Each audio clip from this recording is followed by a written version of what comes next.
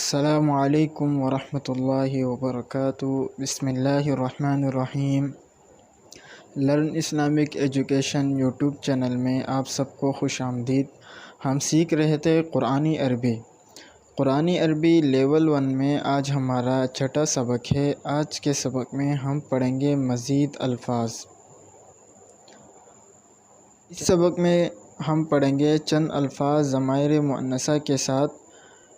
یہ الفاظ ضمائر مؤنثہ کے ساتھ خاص نہیں ہے بلکہ ضمائر مؤنثہ کے بغیر بھی انہیں استعمال کیا جا سکتا ہے۔ نیا سبق شروع کرنے سے پہلے ہم پرانے اسباق کا اعادہ کرتے ہیں۔ مذکر ضمیر منفصل، مذکر کی ضمیر ہوا، مؤنث کی ضمیر ہیا۔ ضمیر متصل، مذکر کی ضمیر ہو، مؤنث کی ضمیر ہا۔ ضمیر منفصل، الگ آنے والی ضمیریں۔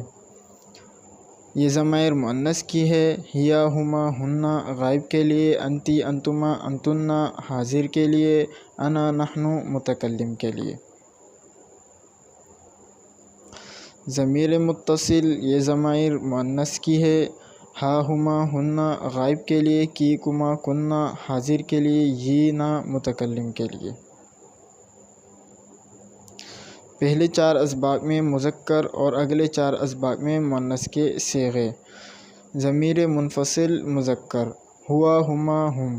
انتا، انتما، انتم، انا، نحن۔ مؤنث، ہیا، ہما، ہننا، انتی، انتما، انتنا، انا، نحن۔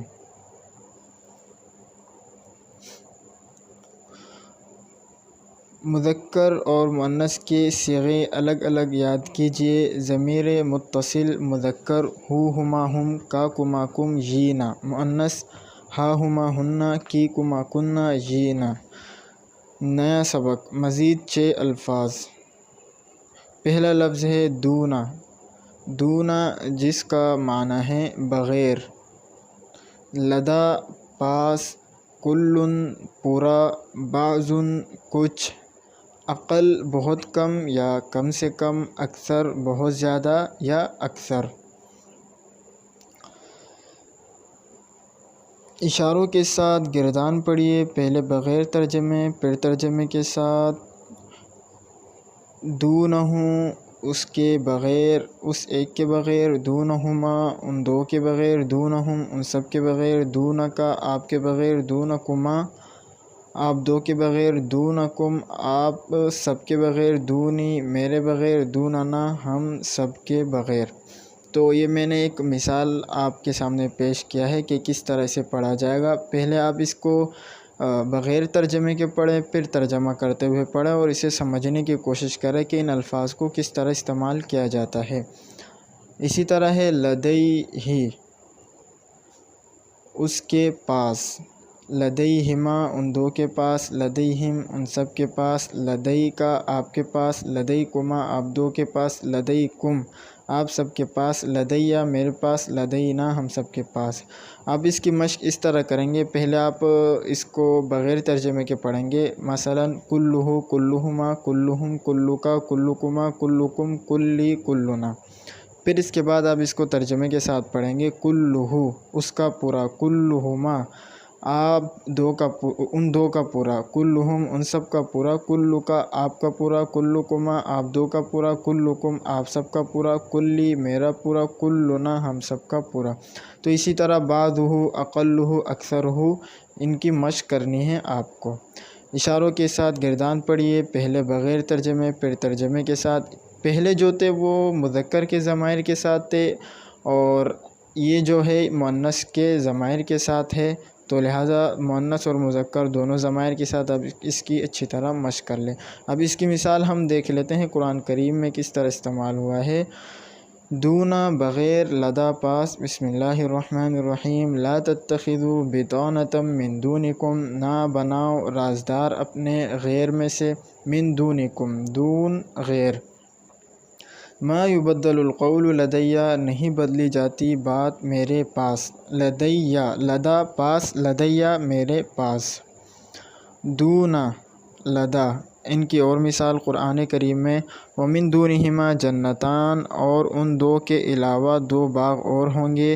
اللہ تتخذوا من دونی وکیلا، کہ تم نہ بناؤ میرے سوا کسی اور کو کارساز، کننا ندعو من دونک، ہم پکارتے تھے تیرے بغیر، لدا پاس، وقد احطنا بما لدیہ، اور تحقیق ہم نے احاطہ کیا تھا جو اس کے پاس تھا، وما کنت لدیہم اذ یختصمون، اور تم نہیں تھے ان کے پاس جب وہ اختلاف کر رہے تھے، ما یلفظ من قول الا لدیہ رقیب عتید، نہیں بولتا کوئی بات مگر اس کے پاس ہوتا ہے ایک نگراں تیار۔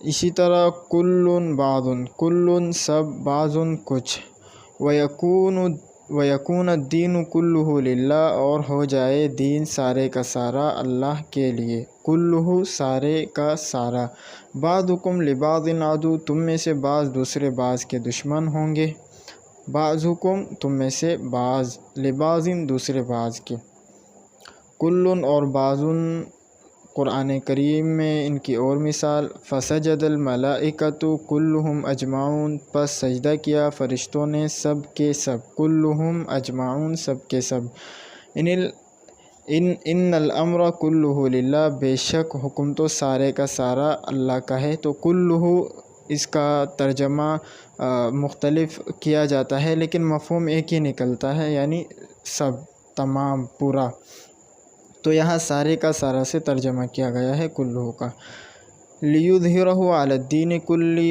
تاکہ غالب کر دے اس کو مذہب پر تمام کے تمام، بعض کچھ، وَإِذَا خَلَا بَعْضُهُمْ إِلَىٰ بَعْضٍ، اور جب تنہا ہوتے ہیں ان میں سے بعض بعض کے ساتھ، بعض کا ترجمہ کچھ سے بھی کیا جاتا ہے اور لفظ بعض کے ساتھ بھی کیا جاتا ہے، وَلَا يَتَّخِذَ بَعْضُنَا بَعْضًا أَرْبَابًا، اور نہ بنائے ہم میں سے بعض بعض کو رب، فَإِنْ أَمِنَ بَعْضُكُمْ بَعْضًا، اگر مطمئن ہو تم میں سے بعض دوسرے بعض سے۔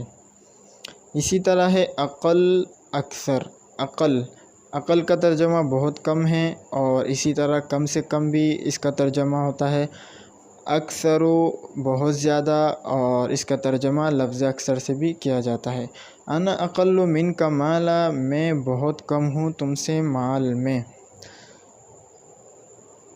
تو عقل بہت کم، بل اکثرهم لا يعلمون، بلکہ ان میں سے اکثر نہیں جانتے، تو یہاں لفظ اکثر سے اکثر کا ترجمہ کیا گیا ہے، اقل بہت کم، اکثر بہت زیادہ، انا اقل منک مالا وولدا، میں کم ہوں تم سے مال اور اولاد کے لحاظ سے، من اضعف ناصرا واقل عددا، کون زیادہ کمزور ہے مددگار کے اعتبار سے اور کم ہے تعداد میں،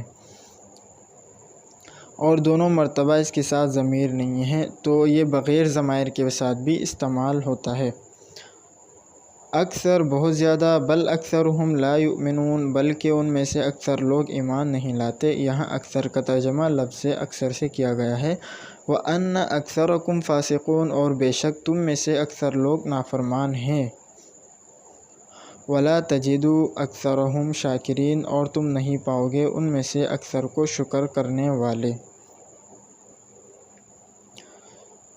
اسی طرح اس سبق میں ہم پڑھیں گے 6 مشہور رشتے، ان میں سے پہلا ہے ابن، باپ، والد، ماں، والدہ، ابن، بیٹا، بیٹا، بنتن، بیٹی، اخن، بھائی، اختن، بہن۔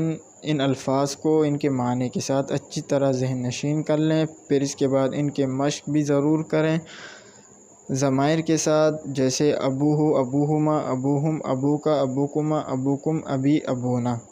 اسی طرح امہ، ابنہ، بنتہ، اخوہ اور اختہ، ان کا ضرور مشق کریں۔ اسی طرح پہلے جو الفاظ تھے وہ ضمائر مذکر کے ضمائر کے ساتھ تھے، ابھی یہ مؤنث کے ضمائر کے ساتھ ہے، تو ان کی بھی مشق کریں۔ ہم ان کی مثال قرآن کریم میں دیکھ لیتے ہیں، ابن، باپ، ماں۔ یوم یفر المرء من اخیہ، جس دن بھاگے گا آدمی اس کے بھائی سے، اخیہ اس کے بھائی، و امہ اس کی ماں، و ابیہ اور اس کے باپ، و صاحبتہ اور اس کی بیوی، و بنیہ اور اس کے بیٹے۔